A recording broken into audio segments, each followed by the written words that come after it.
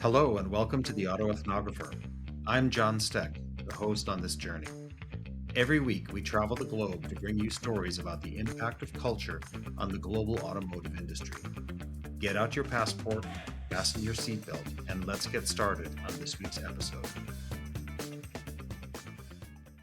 Hello, I'm John Stech, the Auto Ethnographer. Today I have a very interesting guest here on our program. I'd like to introduce Greg Tebbutt. Greg Tebbutt is a 30-year veteran in marketing, spending more than 50% of that time in the automotive industry. Greg has worked with a number of different automotive brands, some of them while working on the agency side of the business and marketing, including Nissan, BMW, Volkswagen, and Audi. And then later, he moved over to the client side, working directly at the automaker, including at Volkswagen of America, as well as at VinFast, the Vietnamese electric vehicle startup, as well as Meyers Manx as the chief marketing officer of an iconic brand of buggies that I'm sure everybody is very familiar with on site. What's very interesting about the conversation today is that Greg is a native South African who made the long journey to the United States and has then worked with a number of different brands from foreign countries in the United States. So, really mixing up the work culture and making it quite interesting from his perspective. Let's get into our conversation, Greg. Wonderful, John. Thanks for the warm welcome. It's wonderful to be here with you. Anything I should add or that I forgot about the introduction? No, I think that's great context. You eventually become a global citizen when when you deal with many different cultures, no matter where you are, where you're based. So it's wonderful to be talking about that. You started on the agency side in marketing in South Africa, and I noticed that you worked with quite a few brands, not only automotive but also with consumer packaged goods and luxury brands and so on. So, how was it, first of all, getting involved with an automotive brand with Volkswagen in South Africa? It was it was a privilege. I've been lucky enough to work on over 60 brands across 20 different categories. But as you'd noted, half of that time has been in automotive, and the reason I've lent towards automotive is my father was with Toyota for 37 years, and so he ended up heading up sales and marketing there, and it was, I think, that influence that really got me excited about not just cars but about marketing itself. And when I got my first opportunity to work on an automotive brand at an agency, I just jumped at it because that had always been my dream. So it kind of flows in the blood. That's right. That's right. It's amazing. Parents' lives have such a big influence over what we end up doing. At the time, Toyota was the market leader in South Africa, both passenger cars and light commercial vehicles, and then in total. But their nearest competitor was always Volkswagen, and so it was always very interesting for me. And there used to be a lot of banter between my dad and I when I got onto the VW business, because when I got onto it, Toyota was still the market leader, and when I left it, VW was the market leader. So that was something I was proud of, and something he perhaps didn't like so much. A little inter-family competition in the automotive industry. I like that. How did you first get involved with Volkswagen? I assume that was through the agency side on some particular campaign. I had, I did have some automotive experience, but I'd also had experience running a lot of high-profile brands that had done really well and won a lot of awards, and that opened up an opportunity at Ogilvy in Cape Town. I believe, at this stage, have had the business for about 48 years. When I got onto the business, it was about 30 years with the agency. So there was a rich legacy of really powerful work and brand building over that time. And I was approached by the managing director of the agency, then Mike Abel, who was elevating his position to a group MD role and he was promoting the guy who was running VW into being MD of the Cape Town agency, and asked if I was open to managing that business. So it really was a privilege, but also quite a daunting task and opportunity, just because of the legacy of the brand. It was one of the most loved brands in the country.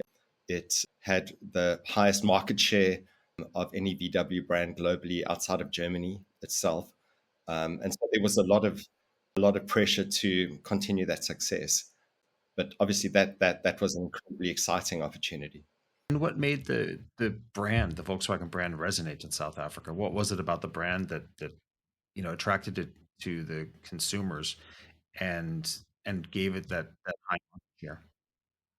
I mean, that's a multi-layered question to answer. I think um, the quality of the marketing and the approach of the marketing over decades had really been about having the brand at the heart of all of the work. So brand building was incredibly important, and that's obviously a long-term play. You don't become a successful brand like VW is in South Africa without investing in that brand for decades and decades. And really, but what comes with that approach is a culture in both organizations, both the agency and on the VW side, that believe in the power and the strength of brands and people in the roles and positions that count, that actively push to continue to build that brand. And what the brand did that was, very good was it remained very close to culture. And South Africa had an ever evolving culture over the decades with its history. But what the brand did incredibly well was stay very connected to culture, and to the point that it felt like a South African brand. And kudos to the German parent company. The brand at its core, always stood for the same thing globally, but it had the leeway and the flexibility to really be relevant to the market in which it was playing in. And that opened the door for us to do very emotive work that really touched and connected with the market in South Africa. What did the brand mean to South Africans? What was the character of the brand? Clearly, it's I think very different in the U.S. market, and we can talk about that a little bit later. But what did it mean in South Africa? A couple of things to give context to that. I think because Volkswagen was priced at about a 5% premium to all the mass market brands in South Africa, yet it became the market leader and one of the best-selling passenger vehicle brand, even at a price premium. Um, and so it was always able to, as a result of its German heritage, as a result of the technology and engineering, the fit and finish, the quality of the vehicles, it was always able to command that price premium and do so at the expense of perhaps lesser quality, more cost effective, even higher spec vehicles. But that was the rational side of it. I think the emotional side, and we had a mantra within the agency and also at Volkswagen, that your VW is just a member of the family that happens to live in the garage, happens to sleep in the garage. Um, and so there was always the brands were the vehicle brands, product brands were always looked at with this emotional lens on it, that this car was a part of your life and a part of your family, and the relationship you had with it was the most important thing. It wasn't about features and specs and all of that. It was about how it made you feel, and that worked for that market. It doesn't necessarily work for every market, but certainly for in the South African market, it worked very well. And so the brand always connected emotionally, no matter what it was that it was communicating, whether it was humor or really, kind of getting the heartstrings going. It always connected emotionally, and so over time, it became very very powerful and one of the most loved brands in the country. You mentioned that there was a lot of leeway given to you with regards to the specific campaigns or the messages. I know there are other brands where you have very little leeway and you're using a global platform example, you're trying to advertise in the tropics using pictures of ice and snow, which doesn't work quite so well. But any challenges there with these global programs where you had to bump up with the headquarters and have some conversations about the relevance and the messaging that goes out to South Africa? By and large, no. I mean, there were always times when I think we had to sell in what we were doing and and justify it. But we were always met with a lot of empathy and understanding. Even though culturally, I think the German head office was, I would say, like very, very, very kind of driven, very precise, very, very, very proud. They were also, I think, very warm and appreciative of what we were doing in South Africa, and I think it all boils down to trust. At the end of the day, I think the fact that as market leader, once we overtook Toyota, which was during the financial crisis in the late 2000s, VW became the number one brand in passenger brand in the country. There was a lot of trust that came with that success, and so there's no point in messing with what's working. And so we were fortunate. We were doing what was right for the brand in the market, and the brand was winning as a result of that. And that was something, not only were we proud of, but I think the German head office was also proud of as well. So for the most part, there was just a lot of support, which was, not what I've always been used to, and quite different to, I think there always is support, but I think the nature of the relationship is different when you're dealing with a parent company, depending on whether the brand's doing well or it's struggling in that market. And so, obviously when I was in the US and the brand wasn't nearly as strong as it is in Germany or South Africa or Europe in general, it was different. It was a lot harder. But there was 30 years of proof and success that was being built on. And as the market share was growing, that gave us more freedom to do the kind of work that we really believed the market was, would work in that market. So when you were on the agency side and working together with the brand, did you have to travel quite often to Germany? Was it what you expected? Uh, d- Volkswagen is, of course, a huge entity, a huge corporate entity. And you said that you had a great relationship with some of the individuals there in the headquarters. How did you navigate your way around? First of all, because you're not German, I don't think you speak German, and just to understand how that giant corporation and org chart functioned. Wolfsburg's an absolutely incredible place. I remember the first time I went there. I was just blown away, and slightly intimidated, I have to say, because it's an entire city of, I think, 60 to 70,000 people that really are dedicated to manufacturing some of the world's greatest cars.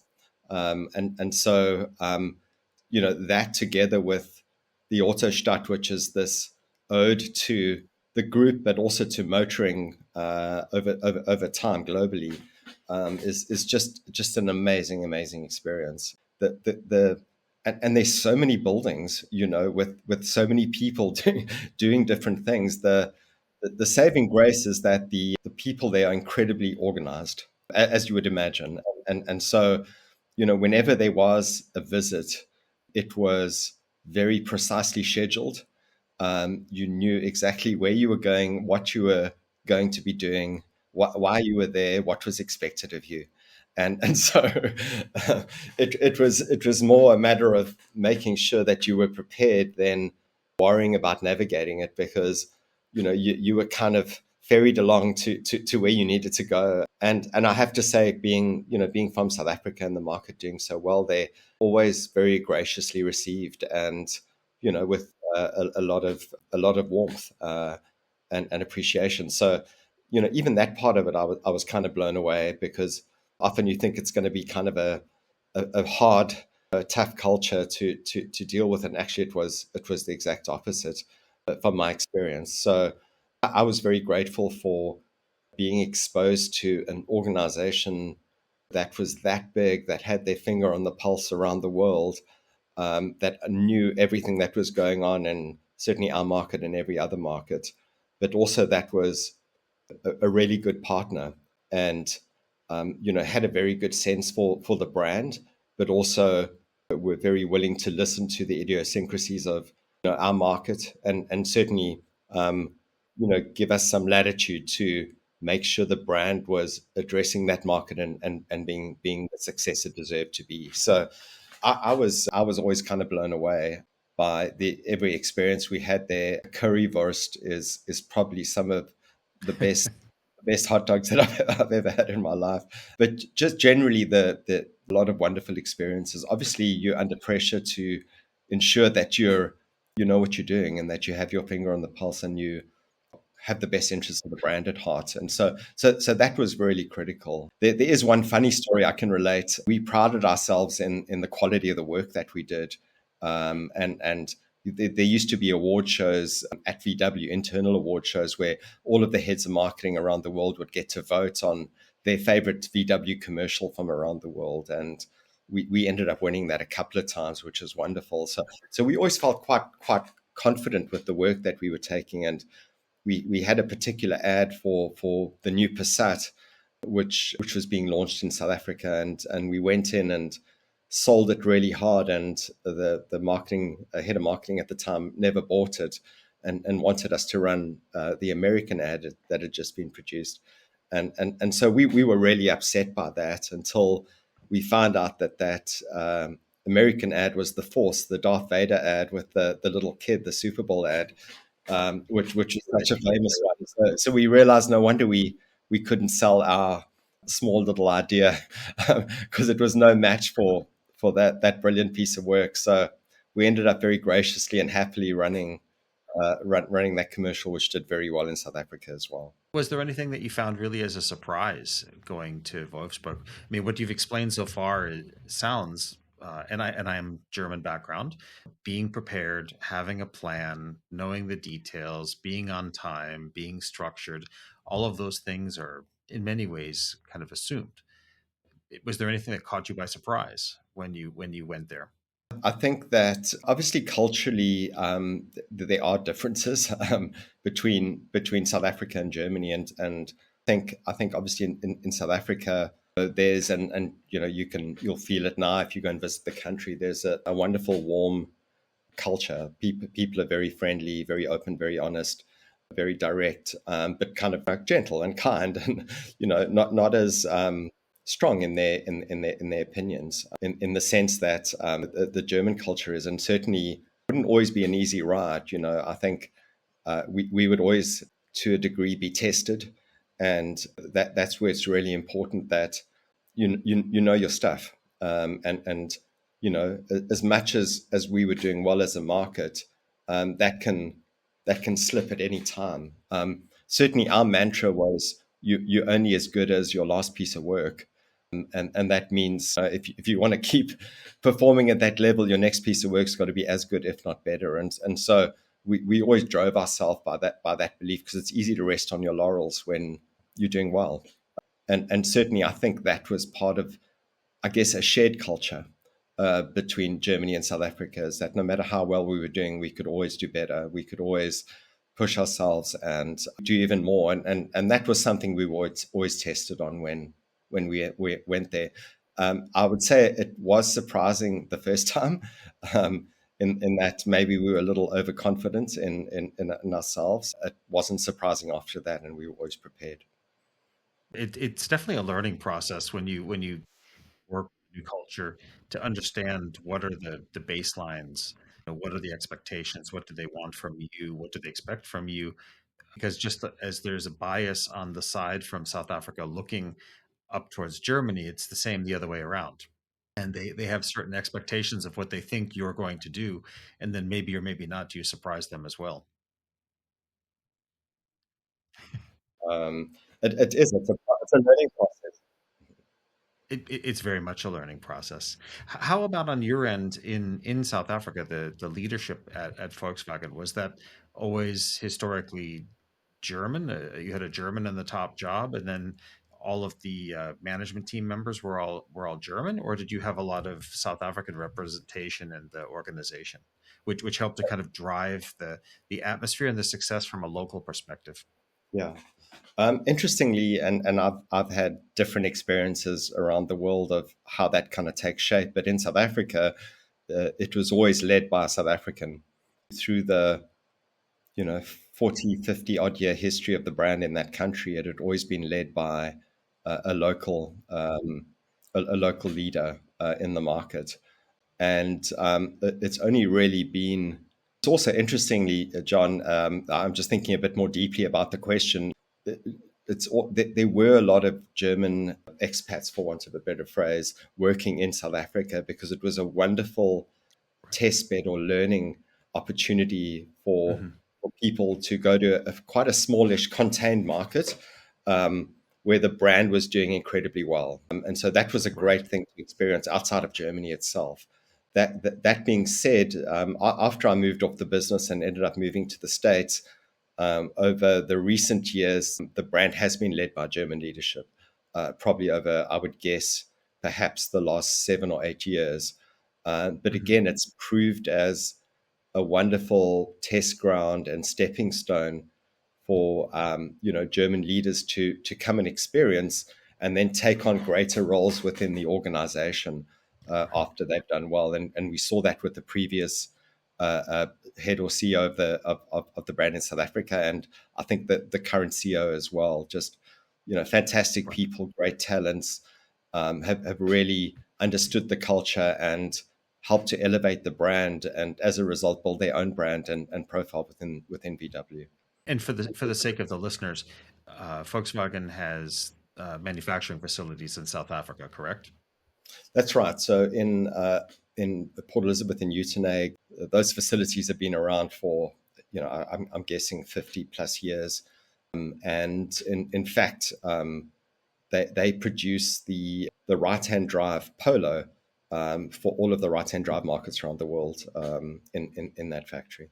I think that's a strategy that several of the OEMs in South Africa have adopted, which is to use South Africa as a right-hand drive production source and an export platform for other markets. So very interesting to hear you confirm that for Volkswagen as well. Yes, 100%. Yeah, and I think that makes a lot of sense. I think historically, John, if it's of interest, I think a lot of manufacturers, not just VW, but many of the others, um, did have manufacturing plants in South Africa and ended up producing too many lines, too many different product offerings, but were never able to really get the economies of scale to make it as profitable as it could be. And I think what happened over time is a lot of them rationalized their production capability to two or three product ranges with the Mhm. aim of being able to deliver quality products to markets outside of South Africa that are right hand drive. And so as a result, you'll find with most local manufacturers, they're doing one or two product lines, but doing much greater volumes and seeing the benefits and the economies of scale as a result. So I have an interesting question. Having worked in a number of different countries for brands that had local production, in some of these countries, the local citizens didn't think that the local production was as high a quality as that which came from the home country factory for the brand. Did Mm. you have that type of an experience in South Africa? Or by the time you were on board with the brand, it had been in the market for so long and proven that people simply trusted the quality by that time? Yeah, it's definitely the latter. I think by the time I got into the brand, the strength was there. Um, I think there was, even at that stage, some small amount of export happening, which obviously the brand had PR'd very well locally. It's a great story. Our quality is as good as anywhere in the rest of the world, and but there was, I think, such a love for the brand that I think there was a lot of support for the brand being manufactured locally. Also, with the exchange rate, the brand could be manufactured locally and sold at the right price point, allowing Right. for whatever margins were needed, versus importing with not a favorable exchange rate and additional taxes on those imports. It starts to create an affordability issue, and so in general, people supported the quality and the local production, and the quality lived up to its premium price, which it always had. And so the proof was in the pudding; it was in the sales, that people backed and trusted that local production. Right. No, that's really good to hear, and that takes a long time for that to develop. Yes. Having spent time in Russia myself, I knew that there was always this lag time between the establishment of a factory and the trust in the brand that the quality would be the same as from the home factory. You've explained that South Africa was the highest market share market for Volkswagen outside of the home country in Germany. That it was a really nice self-contained market, really excellent place for some of the executives and growing executives from Germany to come and to learn. But then you jumped into the big pond. You jumped over to the United States and worked for Volkswagen in the US. And I'll say it, so you don't have to say it. But Volkswagen has struggled over the years in the US. They built a factory in the 1970s. The factory closed. They've had ebbs and flows in terms of their sales volumes. More recently, they've been doing better. Some of the product has been better matched to the U.S. market in terms of the size Yep. of large SUVs, the larger sedan. The Passat had been developed specifically for the U.S. market, but it's still been a challenge. And as I remember, you joined the company not that long in the U.S. after the infamous Dieselgate. So that had left some echoes in the market and on the thoughts and minds of American consumers. How was that transition for you, shifting from your native country in South Africa into a very challenging large market, the U.S., which is Yeah. very different and certainly not a smaller, contained market. This is the big. Yeah, it really is the big stage. It was tough, John. That being said, I think as context, I was fortunate to be able to understand the brand really well through my 8 years of running the business in South Africa. I understood the German culture and had a lot of respect and admiration for the head office. Um, and so that helped me, and I'd seen the brand be at its best. But that's one thing, having experienced all of that and knowing that, and it's another managing a market that's in a very different place to what I was used to. And at that point, I think VW had maybe 2.5%. I think that's information that's out there, market share, and that was the lowest market share of any market globally. And so I'd kind of gone from the highest to the lowest. We also had with the exchange rate, a relatively modest budget in South Africa from a marketing perspective. In America, it was the largest budget of any country VW was doing business in. It was the largest marketing budget. And so, and that makes sense in the context of the size of the market and how competitive the US market is. So a lot of eyes were on us. The year I joined was just over a year after Dieselgate, and at that point in 2016, VW was voted the most hated brand in America by consumers. Difficult position to be in. And rightfully so, as a result of everything that had happened. So it was a very difficult position to be in. The brand was underperforming, and it needed a lot of work from a brand perspective, but also from a product perspective. And so it was. Everything takes time. What's important is that you headed down the right path in the right direction. So as you said, the brand is doing much better now. But I think a lot of the right decisions were made to enable the brand to grow in the direction it's grown, and that was difficult at the time because there was a lot of pressure on the brand from a consumer perspective. Brand avoidance was huge, and also there was a lot of pressure to turn it around from the head office as well. And at that time, the head office was also dealing with obviously the fallout of what had transpired. So it was a difficult time for the brand, and the motivation within the organization wasn't great because I think people felt let down and disappointed. These were folk that had worked very hard and loved the brand and were let down by what happened. And so but there was this fierce determination to, and love for the brand that I think helped set it back down the right path. But it wasn't easy. So the epicenter for a lot of what happened as a result of Dieselgate, or that led up to it, I should say, was really in Germany. Was there an effort to focus a little bit more on the U.S. leadership? I know that at that time, I believe there was an American, Scott Keogh, who was at the head of the brand, if I'm not mistaken. He And actually, it was John was actually he became head oh, of the brand a little later. So oh, there was actually, later. there was actually, so he was head of the brand, and I can't remember the exact years, but I think it was around 2018, late 2018, through A little to bit later. just over a year ago or 2 years ago when he moved across to get Scout going and started up in the US. But before that, there was a German chap called Michael Horn who was CEO at the time. Mhm. Um, but he had been working in the US for quite some time and had, very good US experience. But he was the one that had to deal with what the fallout and what was happening from a US perspective, as he was in charge of the brand locally. And that's a challenge to navigate that type of a essentially a corporate crisis in another country where the customers have very different expectations, Yeah, and they expected something very different from a German company, from a company that even that had not reached the giant market shares that it wished it had over the decades.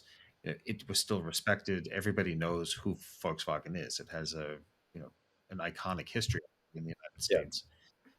So that's exactly right. trust. Yeah. How was that done? Was that something to really touch back to the American public in their words and their language, or was that something driven more from the headquarters? Great question. And if you don't mind me taking a little longish, windy route to answer that question, I think being a marketer and obviously believing in the power of marketing and the power of brands, if you look back at the history of the brand in the US, to a large point, it was at its best when its marketing was at its best. And so, there's iconic work that goes back to the late 50s, 60s, and 70s, early 70s, done by DDB, the likes of Think Small and, that famous work, which is, I believe, in the Advertising Hall of Fame now, where the brand was really came from nowhere as this underdog and kind of counterculture brand, and became immensely popular. And that was in the years of the Beetle and the Bus. And then to your point, the brand started manufacturing. There were quality issues. This was now late 70s, had its own manufacturing plant into the early 80s. But also what the brand encountered was a rise in Japanese, really high quality, very fuel efficient, incredibly well made and well priced vehicles that really took the US market by storm in the 80s and into the early 90s. And the brand kind of lost its way. It lost its relevance. It stopped doing the kind of iconic work that had made it such a strong and powerful brand.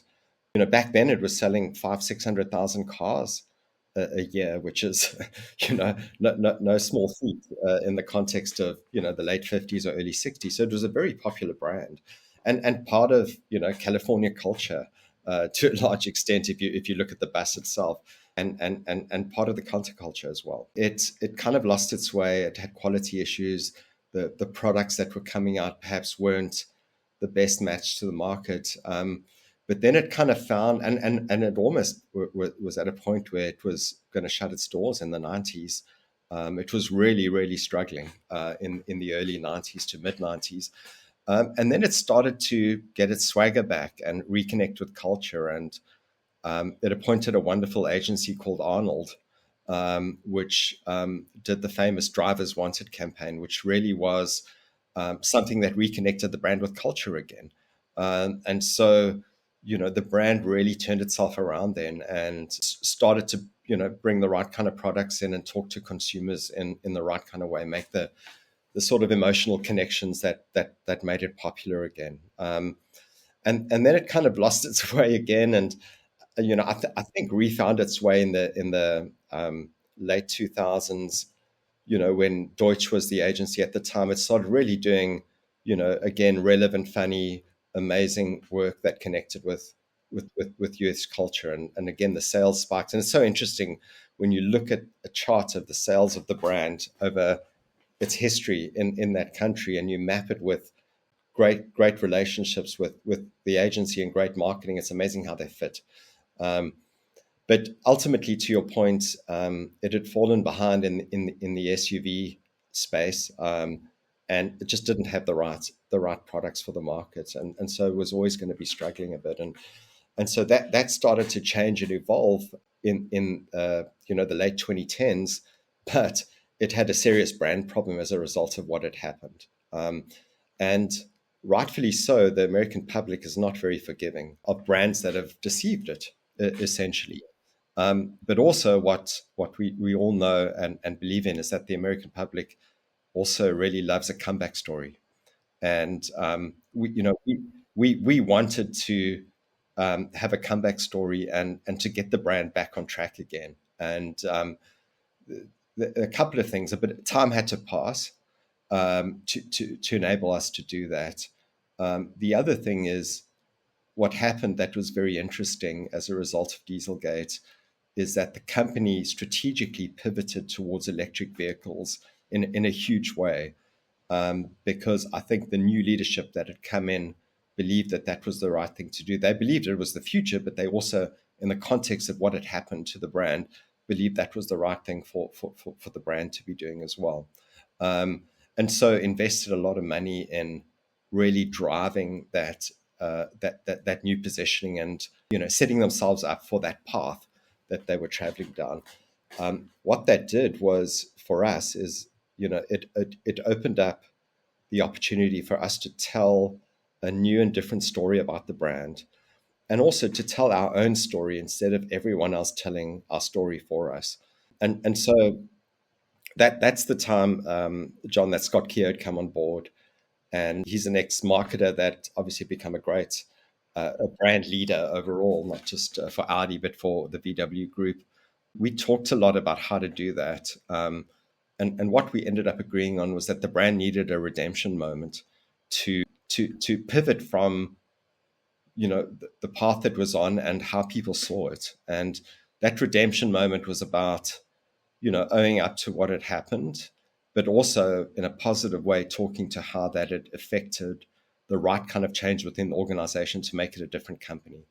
And so we ended up producing a 90-second film called Hello Light, which really talked to the journey a designer took from being completely shattered by the news of what had happened and the actions of the company, to taking inspiration from the past to really design through the ID Buzz, which has just recently launched, the new future of the company. And so it was quite a brave move for the company to do that. In the context of that redemption moment, we also repositioned the brand, came out pretty soon after that with a launch campaign, which really helped consumers to look at our brand differently in the context of what it stood for. And so those two things were kind of married together. There was a redemption moment which lasted about 5 or 6 days, and I think got hundreds of PR stories. The film got 22 million odd views on YouTube, and it got people talking about and thinking about the brand. And then the new positioning really just cemented that this is a different brand to what it was, and it's going down a different path. Subsequent to that, 6 months later, avoidance scores, were back to pre-Dieselgate levels. New SUV products were able to be launched into the market, and people really adopted those and were less likely to avoid the brand, and felt more affinity to the brand as a result of that new positioning. So it really did set the groundwork for the brand's recovery. It's an incredible story, because this is something that could have potentially driven any brand to, frankly, pull out of a market completely. So kudos to the team for taking a massive shift in their strategic direction, and then also to the team who put together this messaging, which was able to really salvage the company's reputation and then take it to a new level again, as you called it, a redemption moment. To emphasize, it was a real team effort. It's it takes a lot of people who love and care about the brand to come together with the brand's best interest to produce stuff like that. And so, the agency team at Johannes Leonardo, and obviously the great brand team at VW, together with the leadership of Scott, it really was a team effort, and it's not easy to sell something like that in. It takes it takes a lot to get the greater organization to agree that that's the right thing to do. So kudos to everyone.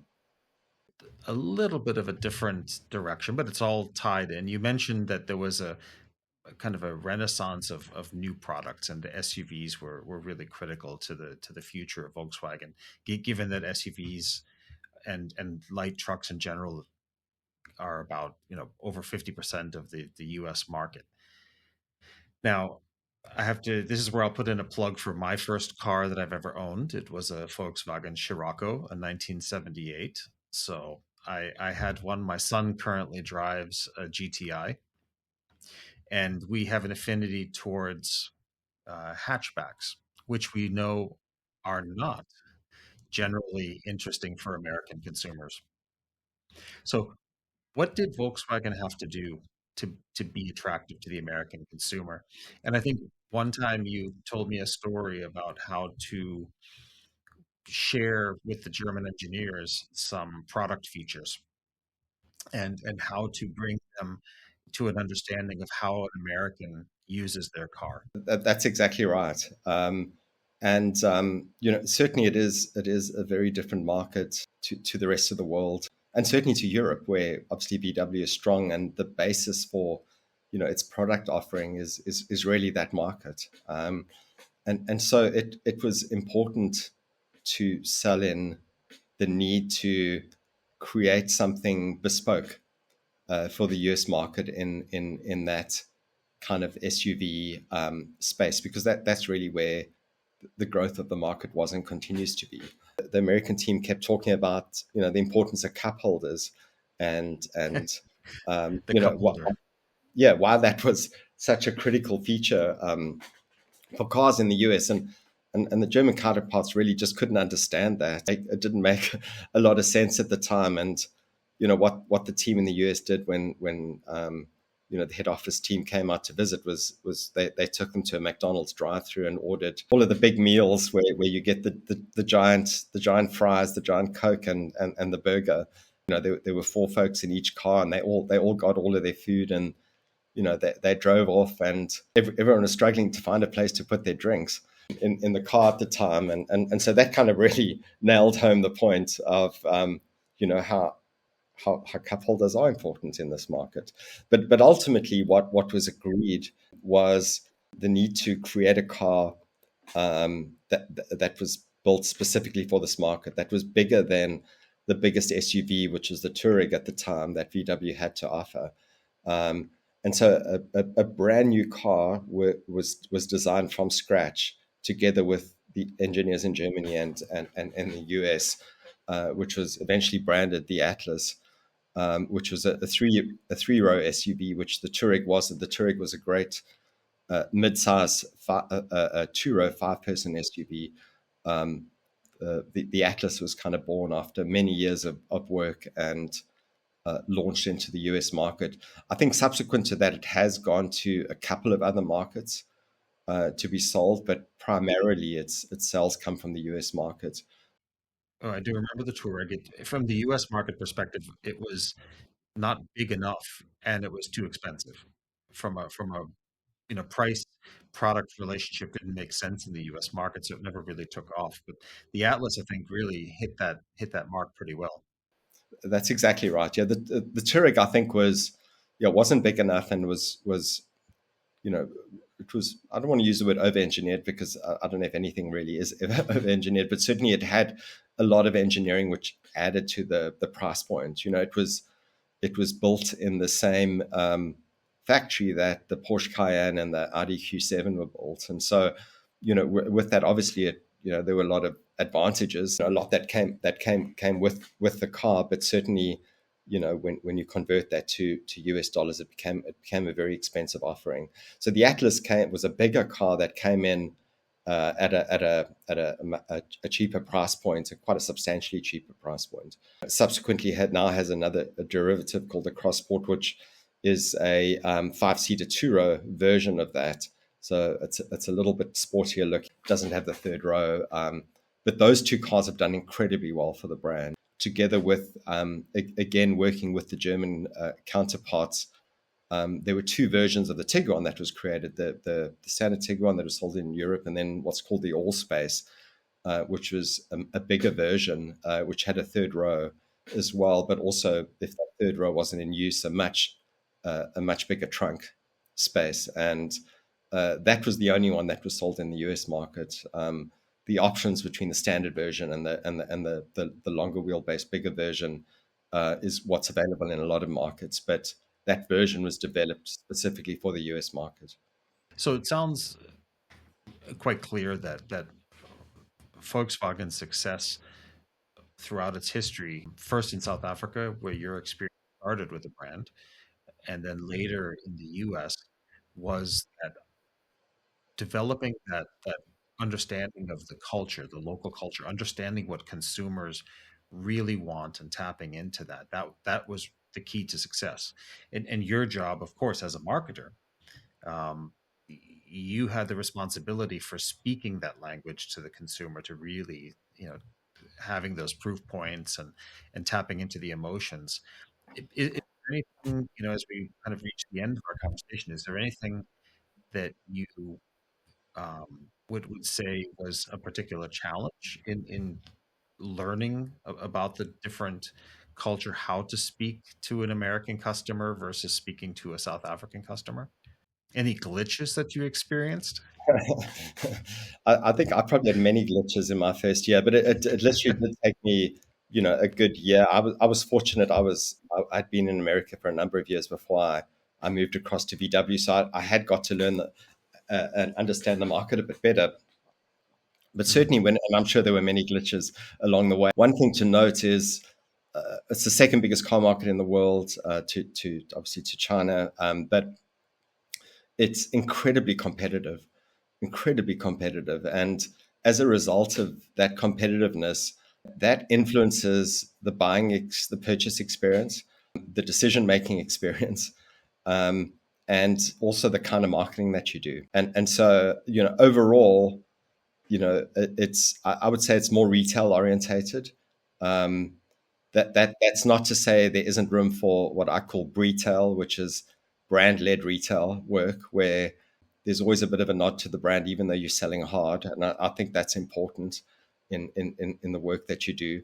But it's you know it's a market where every single month's performance counts, and it's hard. It's much harder to take the long view on success when the pressure is there every single month, and so that influences the work and the approach, and it's a balance, to be honest. Yeah, it's a balance. So in the US, the customer is quite well known for taking quite impulsive decisions on getting a new car, right? They want it today. They want to go to the dealer. They want to drive it home. How is that in South Africa? Were people more willing to order and wait for a car to be produced? That's kind of the history that Germany has, the German customer, but very, very different from the US customer. Very different, and it's exactly the same as Germany in that sense that people are willing to wait, but they're wanting to spec out their cars the way they want them. They're happy to wait for them, especially if it's a brand. They're very brand centric, and as a result of being very brand centric, they're happy to wait for that brand. And that's different to. I don't think the loyalty in the US market is as strong as it is, for instance, in Germany or South Africa. Um, and so that requires you to be shouting for attention, let's say, more regularly and frequently, as opposed to taking a long brand building a view on how you operate from a marketing perspective. The truth is, it's a balance between the two in the US market. Very interesting experience you've had, Greg. It, very broad with so many brands in your quiver. 60, you said. Yes. and then working with a number of different automotive brands. I think this was a fascinating conversation, just to understand how you managed to bridge from starting in the auto industry in South Africa and then shifting that over to the U.S. and developing an expertise in a country which was not your home country. Obviously, though, that you had the consistency of the same brand that you worked with across the Atlantic. So that was something that probably gave you a lot of tailwind in getting Yeah. yourself started. Yeah. No, that's right. But thank you so much, John. Now, I wanted to say thank you very much for the opportunity to have this conversation. With all of the experience that you've had, I think we may have to bring you back sometime in the future and talk some more. Awesome. I'd love to. I'd love to. I thoroughly enjoyed chatting to you, John. Thank you. Thank you for the Great. opportunity. Thank you very much for joining the Auto Ethnographer today with guest Greg Tebbutt. And we look forward to meeting you the next time. Keep on driving. Thank you for joining us on today's journey. I hope you found the episode both informative and entertaining. Please remember to like and subscribe to the Auto Ethnographer and leave us a rating or comment. Please visit our website at auto-ethnographer.com. You can also follow on Instagram, Facebook, and LinkedIn.